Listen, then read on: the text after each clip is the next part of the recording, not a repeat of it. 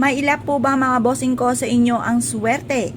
Ako po yung may tuturo sa inyo mga bossing. Proven po ito na napakaswerte. Basta focus ka lamang sa pagwi-wish. Kagaya po nito nakikita nyo po ito mga bossing. Ito po yung ating dahon ng laurel na may nakasulat kung magkano amount ang matagal ng pinapangarap. Pakakapitin po natin ang swerte. Hindi lang basta patikim ng swerte mga bossing, pakakapitin na natin sa pamamagitan ng dahon ng laurel, 5 piso mga bossing, at syempre ang green na kandila po natin mga bossing. Magwi-wish po tayo na mula sa ating pong puso na sa pamamagitan nito ay magtutuloy-tuloy ang pasok ng swerte at kailanman na hindi na tayo mamumblema tungkol sa usapin ng pera. Lahat ng mga pangarap po natin ay smooth po nating makakamtan mga bossing. Positive lamang, bawal ang nega mga bossing. I-mindset na po natin na simula na ito ng tagumpay sa buhay. Unang-una, ang ating dahon ng laurel ay isa sa mga subok na unli wishes